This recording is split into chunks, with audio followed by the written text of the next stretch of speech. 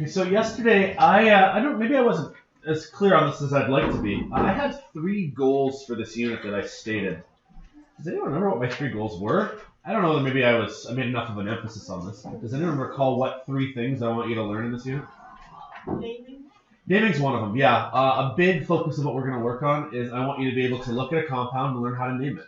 And I guess maybe vice versa. If I give you a name, you should be able to draw a compound. So that's one thing.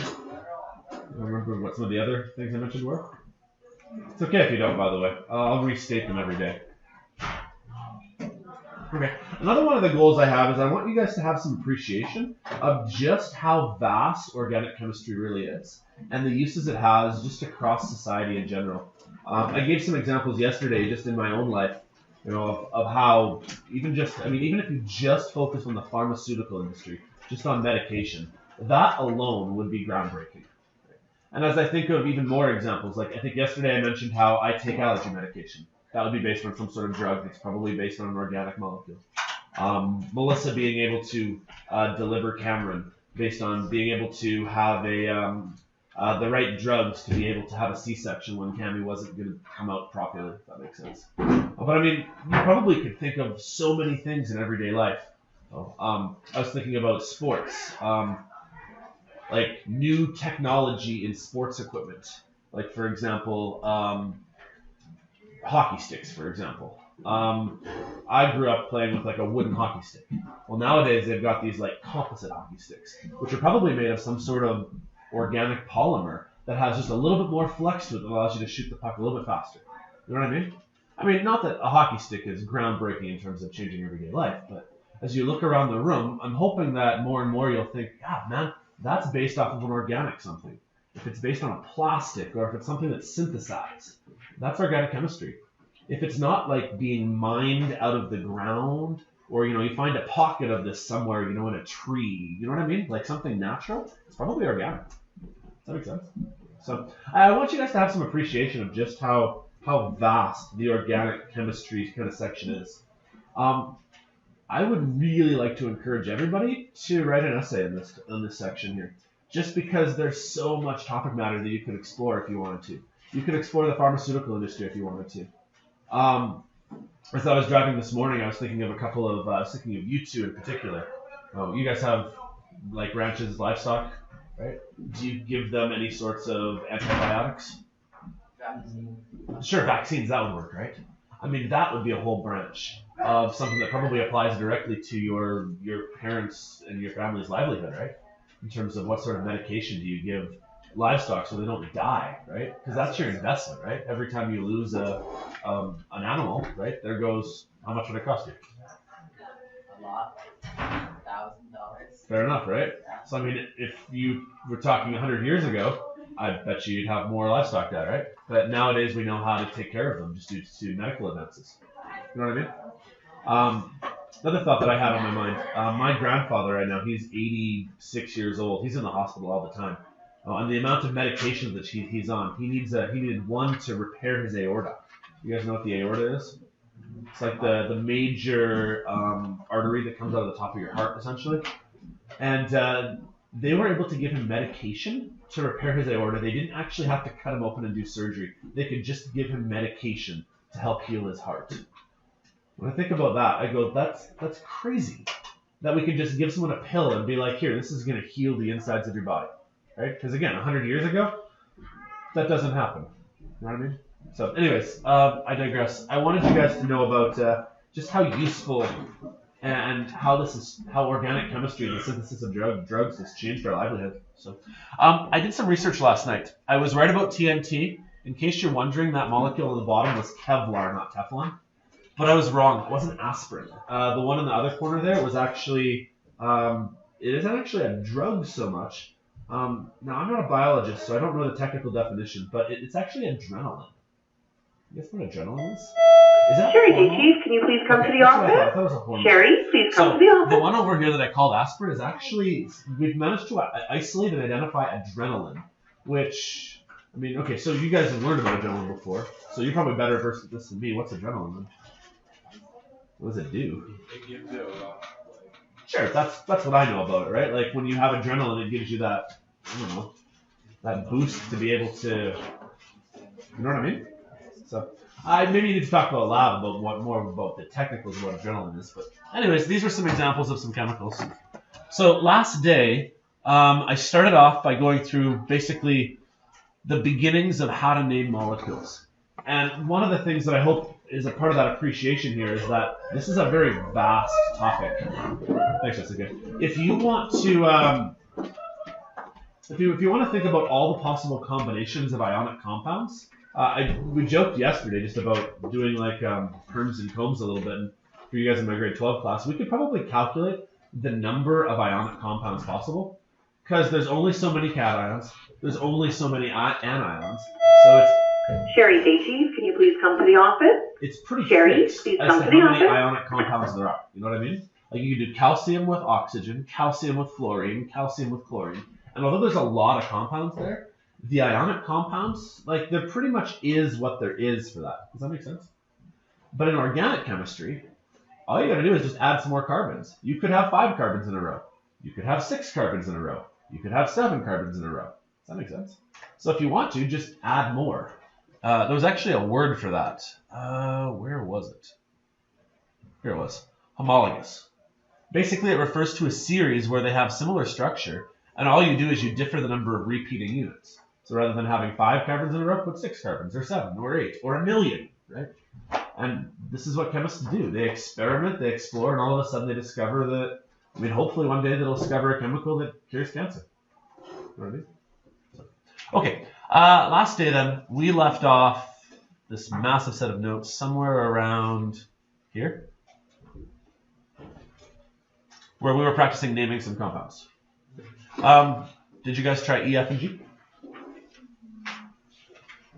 Yeah, I didn't know how to read them. Okay, well, why don't we do them together as a group then? So let's try these together. These ones are different because rather than drawing out every single carbon and hydrogen, as a shorthand way of speeding things up, we're just drawing lines. So each corner of a line refers to a carbon atom. So if it's hard to interpret, what we really have here is a carbon here, here, here, here, here, here, here, and here. Now, everything that's a single bond, an alkane, is considered saturated. So things that are saturated are completely filled up with hydrogen. So even though we don't necessarily draw all the hydrogen, it's kind of implied that you need to have 1, 2, 3 hydrogens here, 2 hydrogens here, 2 hydrogens here. This carbon right here would not require any hydrogens. Can someone take a stab as to why this carbon I'm pointing at wouldn't require hydrogens? And it also has 2 other single bonds, so it already has its 4 bonds. So it's already full up. It has no room for hydrogen. This carbon here could use 2 of them though. This one would need 2, this one would need 2, this one would need 2, and this one would need 3. So that's essentially the molecule we have. But it's just, it shortened it up because it didn't write all the carbons and hydrogens for us. So first step, we need to figure out what the longest branch of carbons is that we have. How many carbons can you find in a row? Yeah, I think you can find 7. 1, 2, 3, 4, 5, 6, 7. There's a bit of a problem with this one though. There's actually a double bond. And I mentioned yesterday that double bonds take a bit of priority here. Is the double bond currently along our main chain? It's actually not. That causes an issue. So we can't actually have a chain of 7 if our double bond, which is supposed to take priority, is not actually part of that main chain. So we need to find the most carbons we can find in a row that also includes the double bond. Does that make sense? So yeah, I'm thinking 5 probably. You can do this a few different ways. Probably this is the best. 1, 2, 3, 4, 5. So I can find 5 carbons in a row along my main base here. So what's the prefix for 5? Pent. And then it will be an ene. Now we're supposed to give the double bond the priority, which means it needs to have the lowest number possible. With the way I currently have it labeled, with it being 1, 2, 3, 4, 5 this way, that means that the double bond is after the number 4 atom. And I think I can probably find a way to make it a lower numbering system. If I were to make this one be the 1, this one be the 2, this one the 3, that one the 4, and this one over here the 5. Makes sense. So at the back of the molecule, this is now a pent 1-ene. That makes sense? Well, there's a branch. Let me highlight the branch in a new color now. There's this guy right here. How big is that branch? Well, it's 3. It's called a propyl. Yeah. So we'll call it a propyl. Oops, that's not how you spell propyl. It's propyl. Propyl. But we do need to number where the propyl is. So which number is the propyl hanging off of? Well, this was defined as 1. This one's defined as 2. This is called a 2-propyl pent 1-ene. Hopefully you can imagine that the vast number of organic molecules, they have funny names. You know what I mean? Like, it's not like calcium chloride or sodium bromide, right? They get really funky names because you have to put in numbers to locate where certain things are. Different suffixes and prefixes mean different things. And I mean, if I were to change this from a 2-propyl to a 3-propyl, that completely changes the molecule. Because rather than having this little group hanging right here, it would actually be hanging down there instead. And that's a completely different molecule. They might have entirely different properties. I mentioned yesterday a great example, PVC piping and saran wrap are literally the exact same molecule, except you change out one hydrogen for a chlorine, and it changes the molecule entirely. You'd think like one little change like that, but think of the difference between PVC and saran wrap. I mean, they're both plasticky, sure, but they're very different. So, okay, did that one make sense? Let's try another example. So, all of these edges here are carbons. So how many carbons can we find in a row? I think 7, right? Are all of my double bonds, by the way, on that group of 7? Because that's important. Double bonds, at least up till now, take priority. The further you get into organic chemistry and the more complicated it gets, there's kind of a ranking system as to like who gets priority 1, who gets priority 2, if that makes sense. Because eventually we'll start talking about throwing some nitrogens and oxygens and all sorts of really cool stuff in there. But like we're starting basic for now. So at least at this point here, we must have our double bonds along the main chain. So this is a hept, because there's 7 in a row. And it's an ene, because there's double bonds. But there's an issue though. There's 3 double bonds. What did we do when we had more than one, like, say, methyl or ethyl group? What did we do with that? We had to put numbers, and we also had to put, like, a prefix in front of it, like, say, di for 2, tri for 3. So this is going to be a triene. Tri because there's 3 double bonds. We also need to locate all of them. So we're going to need to have 3 numbers attached to this, and we want them to be the lowest set of numbers we can possibly have. So I think to do that best, if we label this as 1, 2, 3, 4, 5, 6, and 7, what are the numbers we need to use? 1, 3, and 5. Makes sense. It's after the number 1, it's after the number 3, it's after the number 5. So you do a dash, then a 1, 3, 5, and then continue the dash. So at the end of the word, it's a hept 1, 3, 5 triene. 7 in a row, double bonds after the 1, the 3, and the 5 molecules, or atoms, I guess. We done? No. What else do we need? Methyl. And more than just calling it a methyl, we have to indicate its location. 2-methyl, good. Because 3-methyl and 4-methyl and 5-methyl are all completely different molecules. They might be similar, but they do have different properties. So. That makes sense? Okay. Why don't you guys try the last one? So if you haven't already tried the last one, find the most number of carbons you can in a row. It has to include that triple bond. If it doesn't include that triple bond, it's no good. Give the triple bond priority on lowest numbers if possible.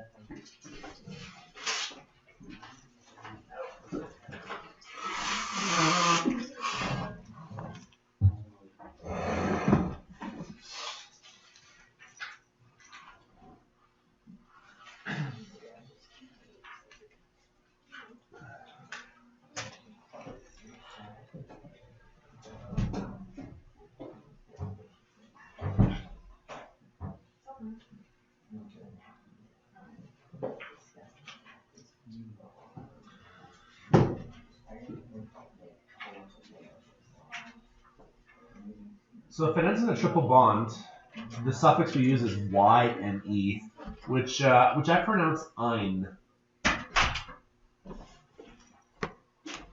So I know at the very least this thing is going to end in a Y-N-E.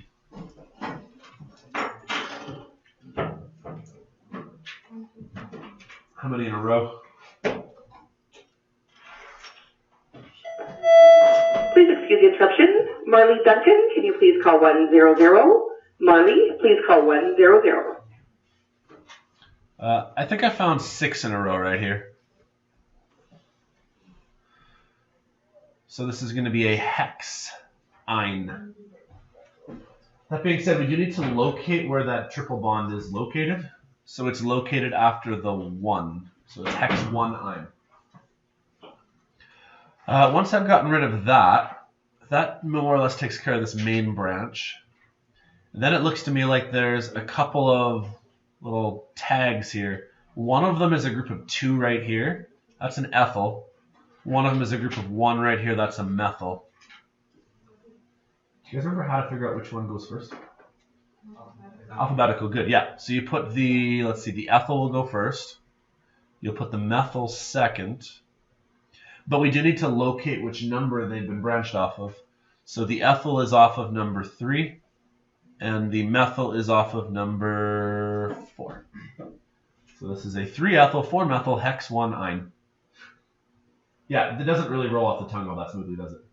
You can probably see this is why we don't do organic chemistry until well into your chemistry careers. Right? Like we learn to do all the ionic stuff first. You know, we talk about how to do, say, carbon dioxide, you know, that covalent stuff. But everything that has these organic names, we kind of save this for later because it has an entirely different classification system. Entirely different.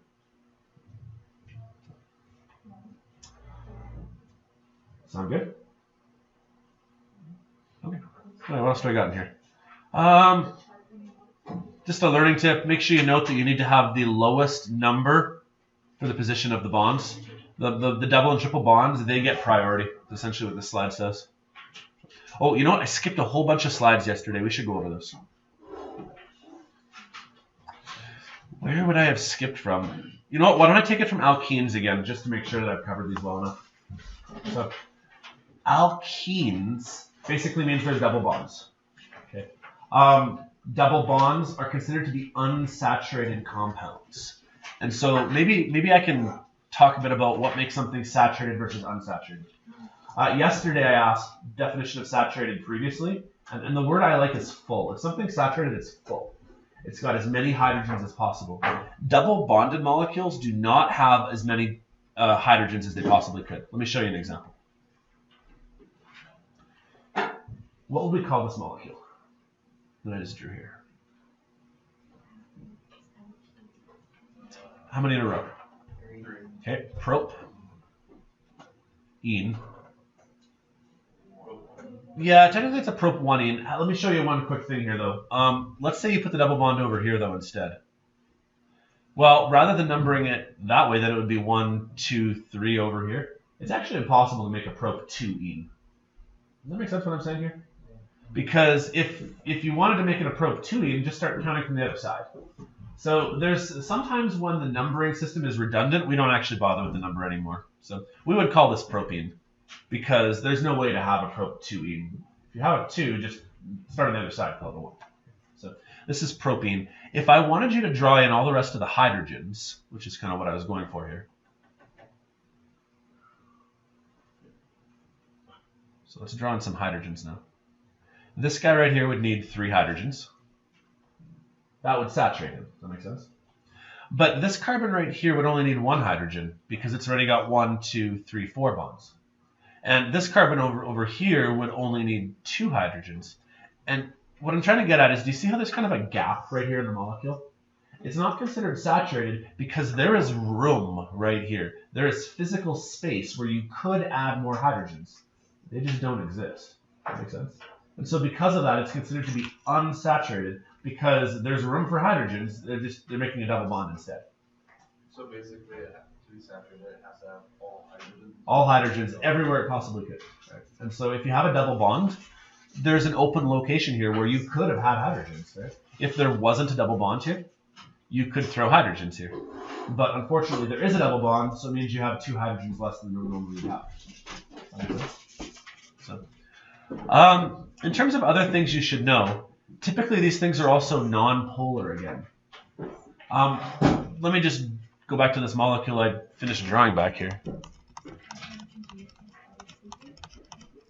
In case you've forgotten how to take care of like polarity, I'm just going to draw this one slightly differently. I'm going to put this hydrogen down here instead. Polarity, you can figure that out based on electronegativity. All of these bonds are a fight between carbon and hydrogen. Who wins the fight for electrons between carbon and hydrogen? Do you guys remember how to do that? Carbon does. Remember how to confirm that? Electronegativity? Okay. So like, for example, carbon wins right here, and carbon wins right here. So like it's getting pulled downwards twice. But look, up here, it's getting pulled upwards twice. So that kind of neutralizes it in a way. Here, there's someone pulling in that way, but there's someone over here pulling in that way. Is there a winner between any of these carbon-carbon bonds? No. So in a way, this arrow cancels that arrow. This arrow cancels that arrow. This arrow cancels that arrow. And at the end of the day, even though you have polar covalent bonds, the molecule is nonpolar. Okay. What else do I have here? So these just show you some of the alkenes that are possible. Here's a good slide to reference where the number 1 is finally needed. Ethene, because ethene is just 2 carbons with a double bond in between them, we don't need to put the number 1, because there's only one spot it could be. Does that make sense? Propene, we also only need to have 1 location for the double bond to go, because if you were to try to draw the molecule this way, it's actually the same molecule, just like flip it upside down. Does that make sense?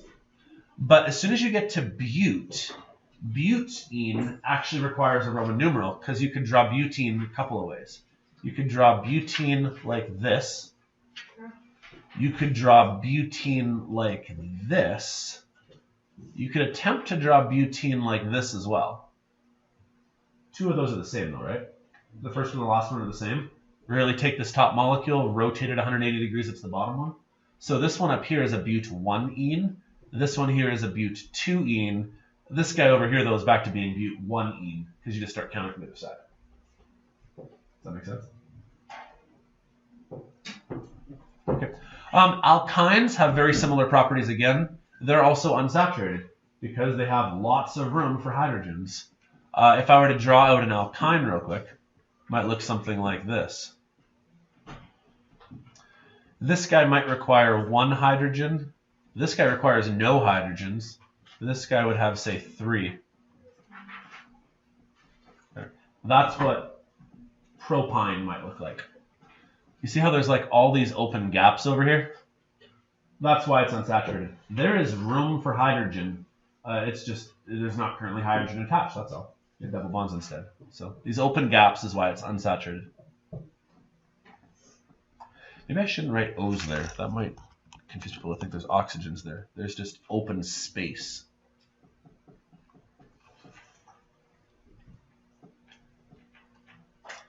All right, and then here's some examples of triple bonded molecules as well.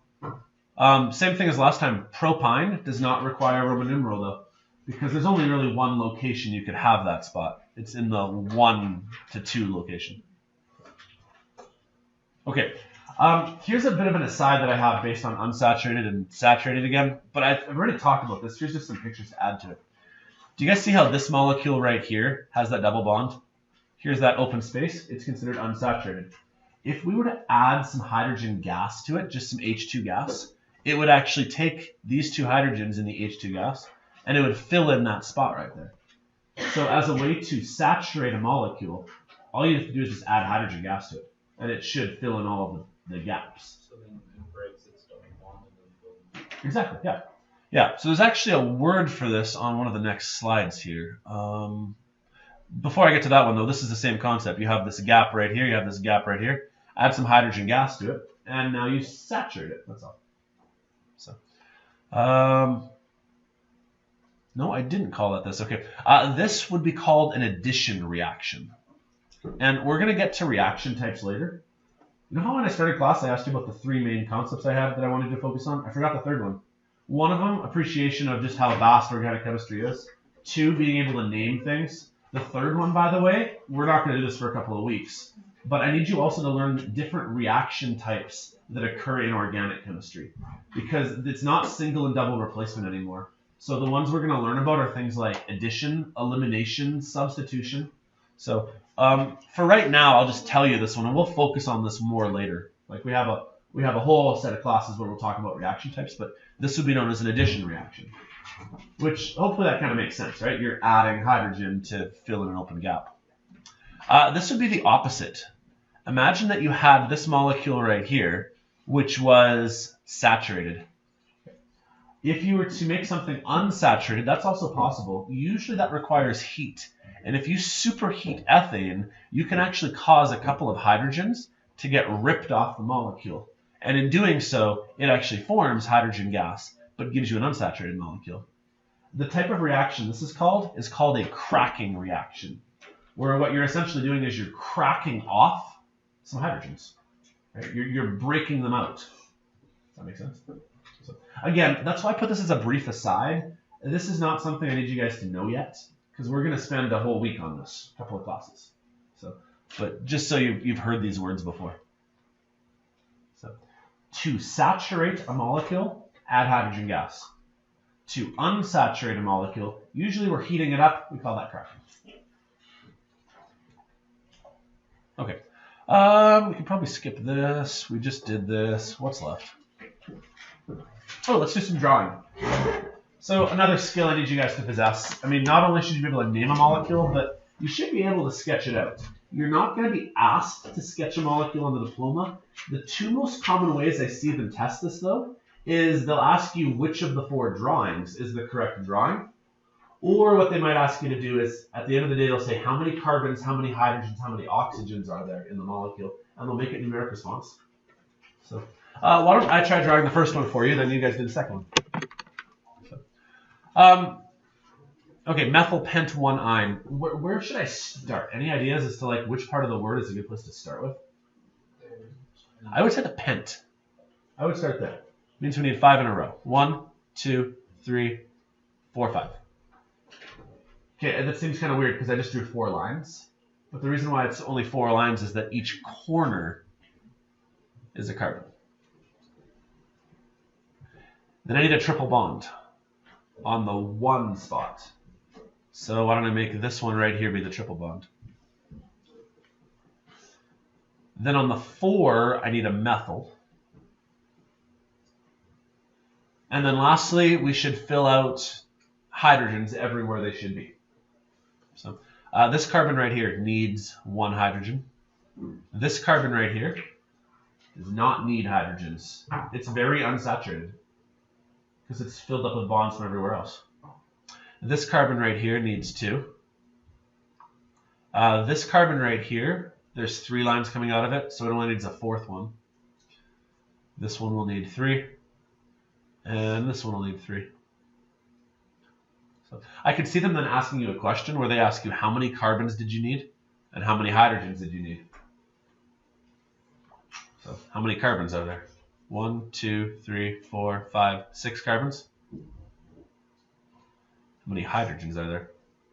1, 2, 3, 4, 5, 6, 7, 8, 9, 10. Does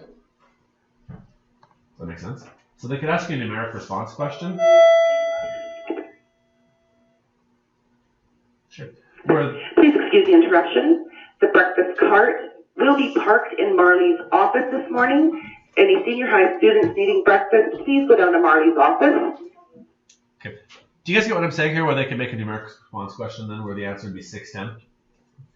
Sometimes they'll even throw in like a third option where you have like some oxygens as well. So it could be like 610. I guess in this one it would be 0 technically because there were no oxygens, but we'll eventually add on oxygen and nitrogen and chlorine and other atoms as well.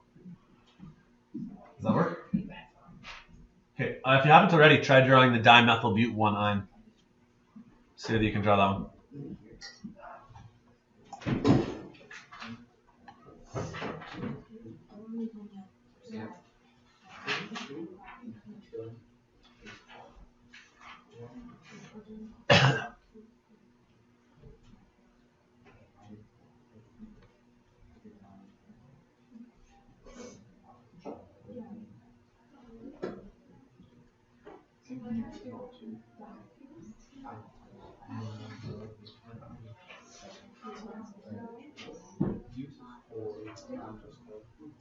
So this one's a bit odd. There's no number in front of the dimethyl.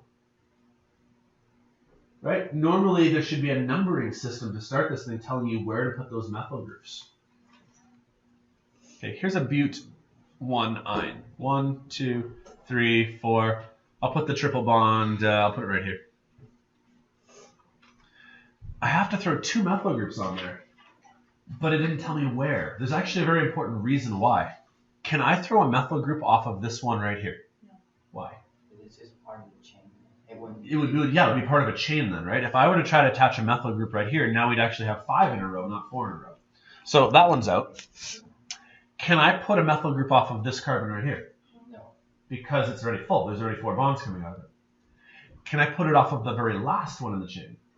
Same logic as the first one. If I tried throwing a methyl group off of this last one, now there's not 4 in a row, now there's 5 in a row. So there's actually a very good reason as to why there was no numbers involved. The dimethyl has to come off of the 3rd carbon because it's the only carbon left that actually has the availability left, the only space left to actually build that bond. So now you could draw 1 carbon going up, 1 going down. Another valid way to draw it would be to have like 2 of them both coming kind of downwards. Like you can draw these multiple different ways. Keep in mind, this is a 2-dimensional rendering of 3-dimensional stuff. So it's actually in 3D. I probably showed you guys at some point in your lives how to do like the line coming out of the page, the line going into the page. We typically don't do that because some of these molecules get so complicated that that would be too much to try to do that. So you could, like it is possible, but typically we just leave it like this. So there's our molecule. I'm just going to cheat a little bit here. I'm going to do the condensed formula. This will need to be a CH. This will have to be a CH3, a CH3, and a CH3. That might be one way of trying to speed up the hydrogen process. I won't actually draw lines to all of them. I'll just say how many there are. Did that make sense? You okay? Okay. Okay. Last thing. We can start putting lots of things together now. So let's try to make things go in circles and give them double and triple bonds. If you can imagine it, it probably exists. So feel free, though, to ask me questions like, is it possible to do this and this? Just so you know, though, the answer probably is yes. If you can dream it. By the way, if you like this sort of thing, you should go into this field, right? Because who knows what you discover. All right. Oh, I don't even have an example. I just have pictures here. All right, so let's just talk through these. This is a cyclohexene. Why is there no number? Because it kind of has to, like, it doesn't matter where I put this thing. It's going to be between the numbers 1 and 2. So, like, why bother putting a number? You know what I mean? But the number is going to be between 1 and 2. This one right here, though, did have a number. This was a 3-methyl cyclohexene. The reason why is that the double bond gets priority. So it's like 1 and 2 between the double bond. So therefore, the methyl did have to have the number 3 to let us know where it was located. Because it could have been located on the 4 or on the 2. This one right here, we didn't put a number for the pentene because we're just going to say, well, it gets priority between 1 and 2. So therefore, you've got a methyl hanging off of 2 and a methyl hanging off of 3. Okay, yeah, that's it. Any questions on the first kind of section here? Okay, did you guys print off notes for aromatics? Can I hop right to that? Okay, let's jump into that section. So we're just going to add more to our list. So thus far, you should be able to handle things that have double, triple, single bonds. You should be able to handle things that go in circles. Now we're going to add a very specific kind of carbon compound called a benzene. Where should I start here? Sometimes in chemistry, as terminology develops, there's times where someone coins a term, we call it this, and then years later we discover that was a poor choice. For some of you who took physics with me, current is a good example, where they talked about, like, say, conventional current, and they thought that conventional current went from, like, what was it, negative to positive? And, like, eventually we discovered later, oh shoot, current actually goes the other way, so we had to put, like, another word for it. Do you guys know the sorts of things I'm talking about, though, where, like, years later we discovered that it was maybe something, we should call it something different? Oh, there's another good one, hydrogen bond. A hydrogen bond is not actually a bond to a hydrogen, it's a bond between a hydrogen and a lone pair. You guys remember talking about this? I'm like, it was just poorly chosen. Well, this topic right here is also poorly chosen. Years and years ago, I couldn't even give you a date, they started to recognize that everything that had a benzene in it smelled. And since it had, like, a unique smell to it, now not necessarily smelled bad, but just had a unique odor to it, they decided to call things that had benzenes aromatics. That makes sense? The only problem is that not everything that has a benzene actually has an odor to it, and not everything that has an odor to it has a benzene in it. Does that make sense?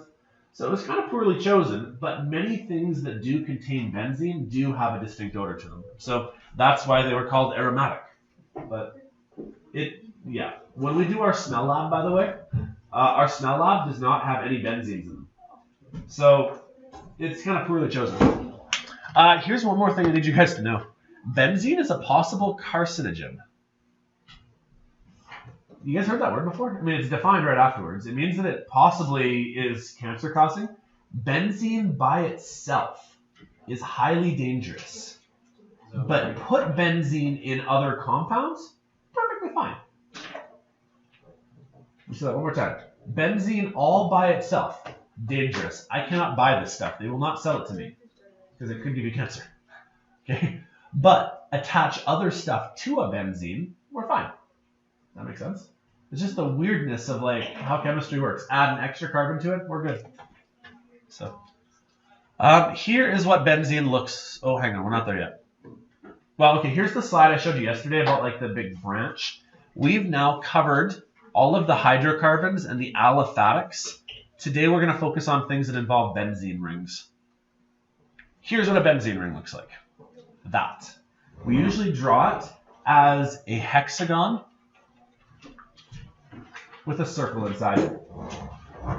And believe it or not, these things are very, very common. Like, it looks like such an odd sort of combination, but it's actually so common that half of the categorizing involves benzenes.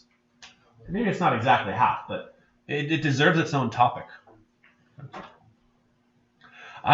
Do you guys still have this slide? You do, okay. One year I screwed up and I cut a slide out. Scientists, when it comes to benzene, they knew that benzene existed, but they really struggled with knowing how its internal structure really worked. In grade 11, we would have talked about the bonding unit. Bonding is very difficult to figure out because what really makes up a bond? Like, what is a bond made of? What makes a bond? Yeah, a couple of electrons. Here's the problem. Electrons are pretty much the smallest piece of matter we know about. So it's very hard to see them. I think I've talked about this with most of you. When it comes to looking for electrons, there's something called the Heisenberg uncertainty principle, which states that as soon as you look for electrons, it's probably already gone. You can't even use an electron microscope to look for electrons. So this makes it very difficult to study benzene. Benzene is actually a very mysterious substance. We know a couple of things about it for sure. We know that benzene has 6 carbons and 6 hydrogens. And the reason why they know that is because they're able to figure out how heavy it is.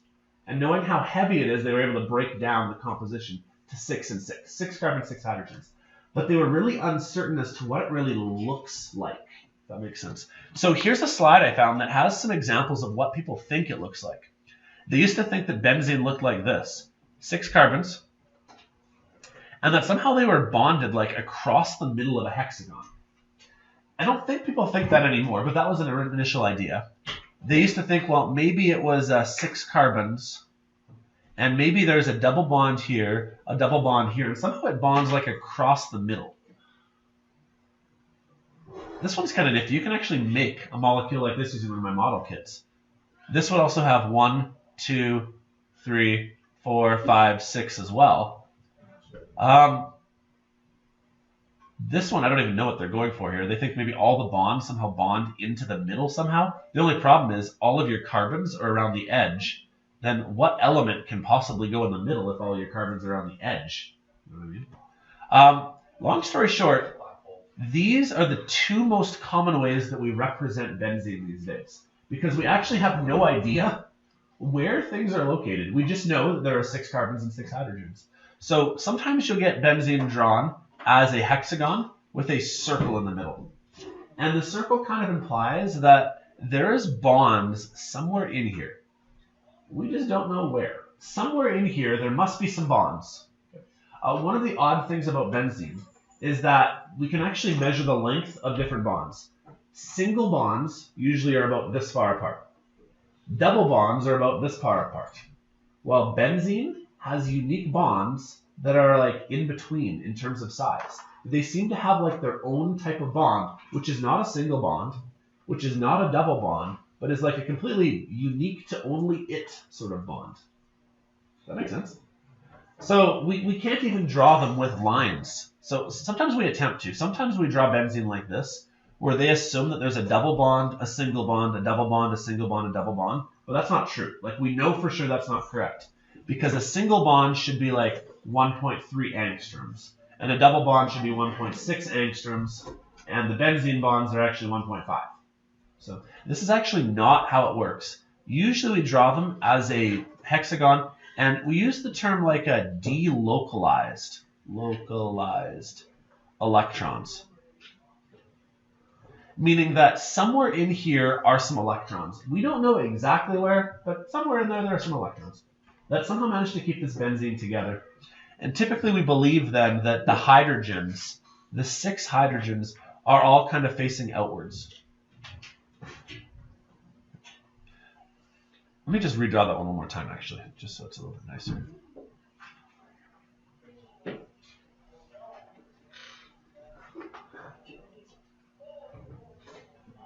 So this is what they know so far. They think it's a hexagon, and the hexagon should have 1 hydrogen coming off of each carbon. Does this fit the octet rule? No, this guy only has 3 bonds, 3 bonds, 3 bonds, 3 bonds, 3 bonds. So one idea was that, well, why don't we alternate double and single bonds? If I do this, what we notice is that, well, this guy now has 4 bonds. This one has 4 bonds. This one has 4 bonds. Everyone has 4 bonds. But the only problem with that is that this should be a certain distance, and this should be a longer distance. And we know that they're not. So you might see it drawn like this, or the other option, a hexagon with a circle in the middle. So long story short, benzene's kind of weird. We don't fully understand what the heck is happening in benzene, and I'm not sure we ever necessarily will, because we don't have the ability to see inside the structure where those electrons are, because electrons are so small.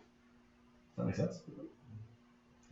Okay, let's move on. Here's some more pictures of benzene that you can take a look at. I found these online. This is well above grade 12 level. Like, this is some university level diagrams here. Maybe this delocalized system is a good concept here, where somewhere in here there are some electrons. We don't know where they are, but somewhere in there there's electrons. Benzene really reacts very similar to alkanes because they happen to be saturated. Benzenes are saturated. Benzenes are as full of hydrogens as possible. If we were to try to add some more hydrogens to benzene, it can't accept any more. It seems to be full. So even though we occasionally draw them with double bonds in them, that doesn't matter. Those double bonds really don't exist anyways. It's just our best way to try to visualize it. But these guys are full up with hydrogens. Okay, let's talk about how to name them. There's 2 main ways that we name benzenes. Okay? One of them is where the benzene ring seems to be the central focal point, and everything splinters out from the benzene. That's one way that we can name a benzene. The second way we can name a benzene is if you have a long chain of stuff and one of your branches happens to be a benzene ring. Let me show you some examples here. Okay, here's the two different types of examples. Here, what we have is a benzene ring right here. It seems to be the focal point. And then this guy right here is a branch. So that's one option. Have the benzene ring be the main section, throw a branch off of it. The other possibility is, what if this right here happens to be the main section and the benzene happens to be the branch? Does that make sense, the two possibilities? So it kind of sucks, but we actually have to have two different naming schemes. This scheme over here is probably the easier one. You just end the word with benzene. So this is a methyl benzene. At its core, you have a benzene, and then you have a methyl attached to it. So you call it a methyl benzene. So if benzene looks like it's the main section, end the word in benzene and just talk about branches coming off of it. However, if benzene appears to be a branch, name the main core like you would have. So here there's 1, 2, 3, 4, 5 in a row. 5 in a row makes it a pentane. And then when it happens to be a branch hanging off of it, we call it a phenyl. So this is a 1, 2. Off of the 2, there's a benzene. So it's a 2-phenyl pentane. So one more time. If benzene is a branch, call it a phenyl something. If benzene is the main group, call it a something benzene. Those are your two options. That's it. So let's try some examples. Let's try to name these guys. So first question, does it appear like benzene is the central core or is benzene a branch? Yeah, it looks like it's a central core. So we're going to name this guy here with benzene at the end of the word. Now we just need to label the branches. What sort of branches do I have? We have a couple of methyls, and we also have an ethyl.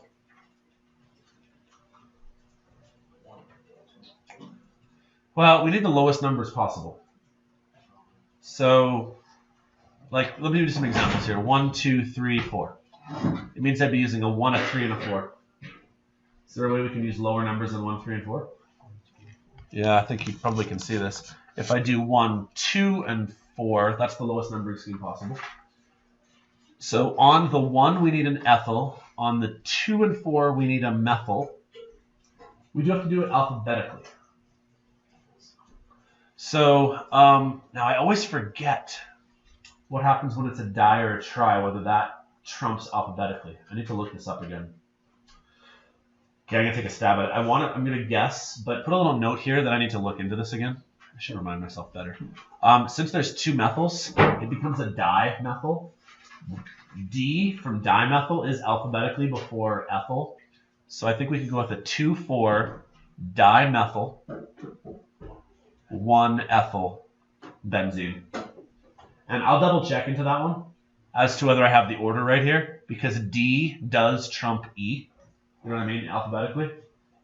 But if we don't get to count the di, then ethyl would come before methyl. So I'll go double check that to make sure.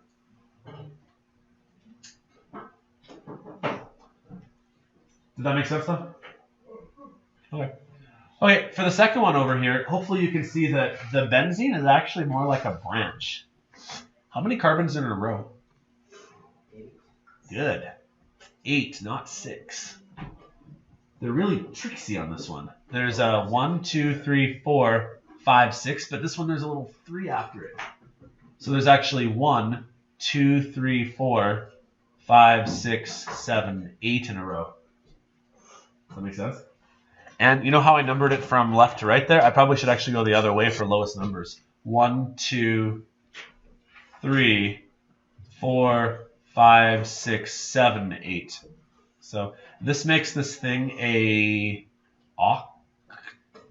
octane. Off of the 3 is a phenyl. And off of the 4, you know what this thing is going to be? A propyl. Yeah, propyl. What's alphabetically? Phenyl or propyl? Phenyl. Okay. So we need to have a 3 phenyl, 4 propyl Octane. No. I lost.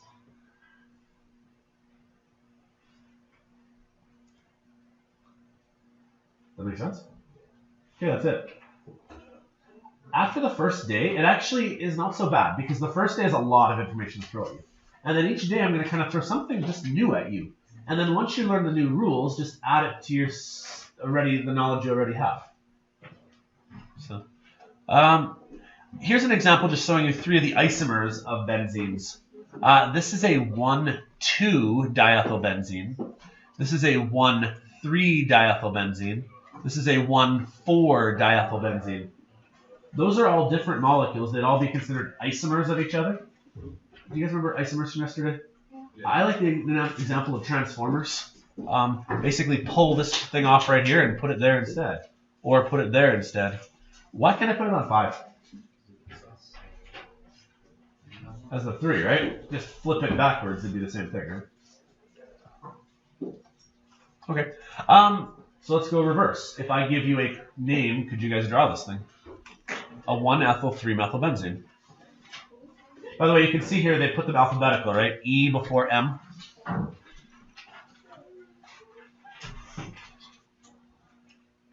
So how do you draw a benzene? A hexagon with a circle will do. Honestly, it does not really matter where you decide to go with number 1. So I'm going to make number 1 be right here.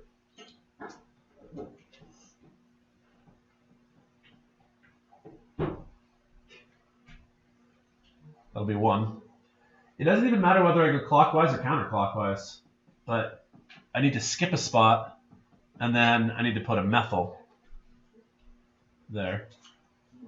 But like your drawing might look different than mine, but so long as you've got an ethyl in one location, skip one, and then put a methyl in the next location, you have it drawn right. How many carbons and hydrogens do we have? Well, each of these corners is a carbon. So you have 1, 2, 3, 4, 5, 6, 7, 8, 9 carbons. How many hydrogens are there? Well, okay, some of them are already drawn out. Remember, benzene is considered to be a saturated compound because what ends up happening is each of these carbons has a hydrogen attached to them. But what about this carbon right here? Instead of a hydrogen, it gets the branch instead. Does that make sense? So this carbon right here does not get a hydrogen as well, because in lieu of hydrogen, it gets a branch. And then same thing with this one down here. In lieu of hydrogen, it gets a branch instead. But it makes benzene very unique. You know how carbon can make 4 bonds? Benzene can make 6. Because each of those carbons can branch out a different direction. Does that make sense? Which is why benzene is so prevalent. Because it has the ability to make so many more molecules. Think of how many molecules we would have talked about just up until today. Well, now throw benzene in. Benzene can bond in 6 directions. Right? So, how many hydrogens do we got? 1, 2, 3, 4, 5, 6, 7, 8, 9, 10, 11, 12. Does that work? All right, what do I got left? That's it? Second lesson was a lot faster. Any questions? Okay, so here's the plan going forward. On Monday, if you've looked at Monday's notes, it's basically a lot of like terms that I'm going to ask you to define. Okay. One of the things I'd like to do, I did this last year, it was a lot of fun. I'd like to actually have class outside one day next week. So depends on which day is nice, but I'm going to give you guys some sidewalk chalk. And I'm going to give you an assignment that's actually not for marks, it's just for practice. And I'm going to have you guys go out onto the sidewalk or on the side of the buildings or something with sidewalk chalk. And I'm going to have you draw molecules. That way we can spend some time outside in the sun. Does that make sense? So, yeah. So I may tweak our schedule next week. I think if memory serves correct, we have a couple of lessons and a work day. I might twist the work day around to the best day we have for going outside, okay? So I believe I have it on the website already. But can you guys print off the worksheets? Let me just find this real quick. I guess I have 2 minutes left. So.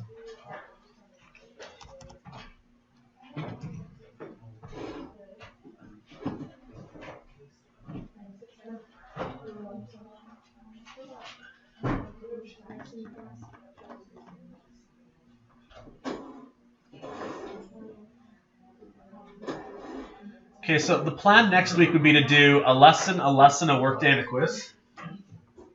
So this workday right here, you guys think Tuesday is the best day for weather? Yeah. Okay, so I mean, unless Monday is just gorgeous, we just go with it then. We'll take this workday and we'll put it on whichever of these days is best. And we're gonna go outside and we'll just draw molecules in the chalk outside on the sidewalks. So what I need you guys to do though is have the organic naming assignment worksheet. I think it's this one, but you may even need the naming organic compound worksheet too as well. Because what I need you to do is just lots of practice. Now that I've shown you how to do this, you need to do it a lot. So, does that make sense? All right, cool. Yeah, that's basically all I got for right now. So.